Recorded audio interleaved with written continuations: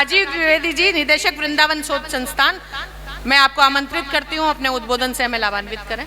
मंचासीन गहलोत साहब और अन्य विद्वज्जन, सभागार में उपस्थित सजल के प्रेमीगण और साहित्य के सुधीजन, आप सभी को मेरा वंदन। किसी समारोह की अध्यक्षता एक अत्यंत गूढ़ कार्य होता है, लेकिन मेरी कहीं और भी व्यस्तता है। मेरे संस्थान में भी एक कार्यक्रम चल रहा है, वृंदावन शोध संस्थान में, तो मुझे वहाँ भी पहुँचना है और जिम्मेदारियाँ दोनों जगह बराबर हैं, क्योंकि हमारे अग्रज गहलोत जी ने जो मेरे कमज़ोर कंधों में जिम्मेदारी डाली, उसका भी निर्वहन करना जरूरी था। मैं अपनी बात को कुछ शब्दों में कहना चाहूँगा। सजल एक नया अभियान है, एक नया आंदोलन है, जो निश्चित रूप से हिंदी साहित्य को एक नई ऊंचाइयों पे ले जाएगा। वो एक हिंदी साहित्य की नई विधा है। परंतु मेरा निवेदन सभी सजलकारों से ये है कि गज़ल हमारी दुश्मन नहीं है। हर भाषा की अपनी विशेषता है, हर भाषा की अपनी विधाएं हैं। इंग्लिश में जो पोइट्री का स्वरूप है वो हिंदी में नहीं है, जो हिंदी में है वो उर्दू में नहीं है। उर्दू से आगे जाएंगे पर्शियन में, जो उनके कपलेट्स लिखने का ढंग है वो अलग है। तो हमें सहृदय रहना है, हमें अपना हृदय विशाल रखना है। लेकिन जिस समस्या को लेकर ये सजल आंदोलन शुरू हुआ, उसके लिए हमारा जो सिनेमा जगत है वो बहुत जिम्मेदार है। हमने फिल्मों के लिए जो गीत लिखने शुरू किए, उसमें ये उर्दू के शब्द आए। और गज़ल से हमारी कोई शत्रुता इसलिए नहीं है कि वो उर्दू में ही होती है। मैं आपको बताऊं कि गहलोत साहब का एक लेख हमारे यहाँ की ब्रज सलीला, जो हमारा जर्नल है शोध संस्थान का, उसमें मैं एक लेख पढ़ रहा था। तो मैंने जब उसकी पहली 2-3 लाइनें पढ़ी, तभी मेरे यहाँ जो मेरे संपादक मंडल के लोग हैं, उनसे मैंने कहा, भाई ये हिंदी गज़ल क्या चीज़ है? गज़ल गज़ल है, वो उन्हीं की है, चाहे वो देवनागरी में लिखी जाए या वो पर्शियन अरेबिक लिपि में लिखी जाए, वो गज़ल है, उन्हीं की है। वो हमारी नहीं हो सकती। हाँ, अब हम मात्र हिंदी साहित्य में ही नहीं, आप देखिए पूरे परिवेश में हम पतन की ओर हैं। आप परिवार से चलिए, परिवार की जो हमारी वर्जनाएं थी और परिवार के जो हमारे स्टैंडर्ड थे, जो मानकीकरण था, जो व्यवहार था बड़ों के प्रति, छोटों के प्रति, छोटों का अपने से बड़ी पीढ़ी के प्रति, उन सब में ह्रास आया है। सब में हम नीचे की तरफ जा रहे हैं। तो जब हम इस तरीके से नीचे की ओर जा रहे हैं, तो हमारे साहित्य में भी, हमारे सिनेमा में, सब जगह हमको एक गिरावट दिखती है। आप कई बार सोचते होंगे आजकल के जो गीत हैं वो आपको 6 महीने नहीं याद रहते हैं, 6 महीने नहीं याद रहते हैं। लेकिन 1950 से लेकर 1970 के जो 2 दशक हैं, 60 और 70 के, उसका फिल्मी संगीत आज भी आपके कानों में शहद घोलता है।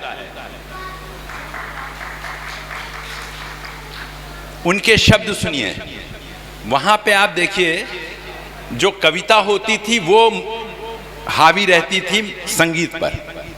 उनके शब्द सुनिए। कई दृष्टांत हैं। और जो शुरू में किसी ने कहा कि हिंदी में उर्दू वालों ने हमको स्वीकारा नहीं, उन्हीं को स्वीकारा जिन्होंने नाम बदल लिए। अरे उनको भी नहीं स्वीकारा भाई।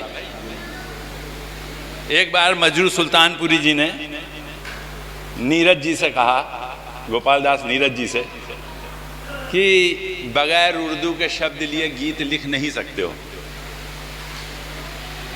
और दूसरे दिन ही उन्होंने इस चैलेंज को स्वीकार किया और शर्मीली फिल्म का एक पूरा गाना हिंदी में उन्होंने लिख के मजरू को सुना दिया और कहा इसमें एक भी शब्द उर्दू का आप निकाल दीजिए। हिंदी किसी की मोहताज नहीं है, वो एक सशक्त भाषा है। हिंदी एक सशक्त भाषा है और उसकी जननी जो संस्कृत थी वो और भी सशक्त है, और हिंदी अब अंतर्राष्ट्रीय स्तर पर पहुंच चुकी है। आप विदेश जाइए, लंदन जाइए, आप हिंदी में काम कर सकते हैं, बड़े आराम से आप बात कर सकते हैं, आप अपने ज़रूरत की चीज़ें कर सकते हैं, आप बहुत आराम से।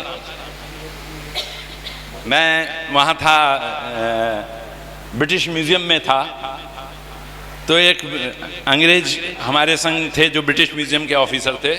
वो बात करते करते कहते थे अच्छा अच्छा अच्छा अच्छा, तो बड़ा अच्छा लगता था। वो बीच बीच में शब्द बोलते थे और वो समझते थे हम लोग अगर हिंदी में उनको कुछ कहते थे।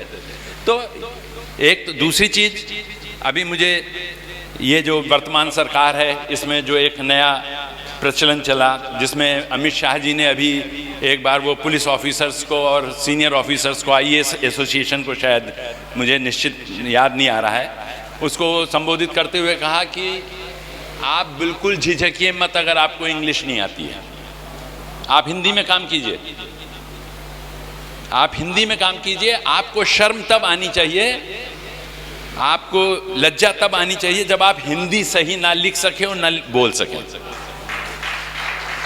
हमें विदेशी भाषा नहीं आती, इसमें कोई शर्म नहीं आनी चाहिए। और ये भ्रम भी दिमाग से निकाल दीजिए कि अंग्रेजी जो है वो अंतर्राष्ट्रीय भाषा है। जापानी नहीं इस्तेमाल करते उसको, कोरियन नहीं इस्तेमाल करते उसको, तो क्या वो अंतर्राष्ट्रीय स्तर पे नीचे हैं? जापान आप देख लीजिए कहाँ पे है, जर्मनी को देख लीजिए आप कहाँ पे है, वो नहीं इंग्लिश इस्तेमाल करते हैं। तो अपने मन से ये भ्रम निकाल दीजिए। हिंदी एक सशक्त भाषा है, उसका शब्दकोश बहुत धनी है, वो किसी भाषा का मोहताज नहीं। लेकिन हिंदी एक ऐसी भाषा है जिसका हृदय बड़ा है, वो दूसरी भाषाओं के शब्द को लेते हैं, इस्तेमाल करते हैं, उनका मानकीकरण करते हैं, वो हमारी सहृदयता है। मैं आप लोगों से निवेदन करूंगा कि हमारा भी एक जर्नल निकलता है ब्रज सलीला वृंदावन शोध संस्थान से, उसके लिए आप अपने अच्छे शोध पत्र हमें भेजें, हम उनको प्रकाशित करेंगे। और आप सभी का वृंदावन शोध संस्थान में स्वागत है। जो बाहर के शहरों से आए हैं जो प्रतिनिधिगण, उनका भी मैं स्वागत करता हूं, वो आएँ वृंदावन और हमारे शोध संस्थान में आएँ, हमारी लाइब्रेरी का इस्तेमाल करें अपने शोध के लिए। हमारी 20,000 से अधिक पुस्तकों का संदर्भ पुस्तकालय है। आप आएँ, अपने रिसर्च स्कॉलर्स को भेजें, और शोध संस्थान से 25 PhD हो चुकी हैं पहले भी, तो आप लोग आएँ, आपका स्वागत करें। और मैं गहलोत साहब का अध्यक्ष के लिए आमंत्रित करने के लिए हृदय से आभार व्यक्त करता हूं, और इस कार्यक्रम के आयोजकों का भी दिल की गहराइयों से स्वागत करता हूं और आभार व्यक्त करता हूं। आप सभी को एक बार पुनः धन्यवाद। बहुत बहुत आभार आदरणीय डॉक्टर साहब, आपने वर्तमान में हो रहे साहित्यिक सांस्कृतिक पतन को भी इंगित किया, रेखांकित किया, और हिंदी के सामर्थ्य की बात आपने बड़े पुरजोर शब्दों में और बड़े सटीक उदाहरणों से प्रस्तुत की। मैं आपकी बहुत बहुत आभारी हूँ।